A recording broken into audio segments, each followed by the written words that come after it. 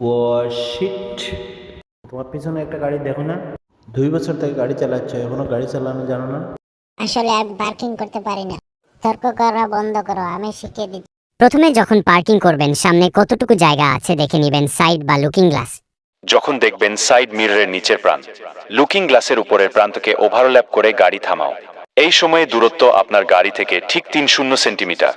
গাড়ি পার্কিং করার সময় এক কদম পিছে কোনো কিছু থাকলে আমাদের তখনও সাইড মিররে চোখ রাখতে হবে। যখন সামনের দরজার হ্যান্ডেল মধ্যেখানে অবস্থান করে হ্যান্ডেলের সাথে মিলে যায় গাড়ি থামাও। সেই সময় দূরত্ব আপনার গাড়ি থেকে অন্য গাড়ি বা দেয়াল ঠিক 30 সেন্টিমিটার।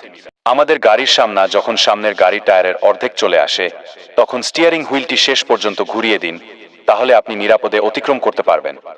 তৃতীয় নাম্বার, যদি মোড়ে আপনার সামনে একটি গাড়ি থাকে তখন আমরা সামনে তাকাবো। যখন হুড শুধু ওভারল্যাপ ধাপের নিচের প্রান্তে চলে আসে দূরত্ব ঠিক 3 মিটার সামনে থাকে, সেই সময়ে শুধু স্টিয়ারিং হুইলটি শেষ পর্যন্ত ঘুরিয়ে দিন, তখন আমরা নিরাপদে পাস হতে পারি। সবশেষে, পরিস্থিতি যাই হোক না কেন, যখন আমরা গাড়ি পার্কিং করা শিখে ফেলব, তারপর আমরা স্টিয়ারিং হুইল যেভাবে ঘুরাই না কেন আমরা আমাদের পাশের গাড়িতে আঘাত করব না। Thanks for watching.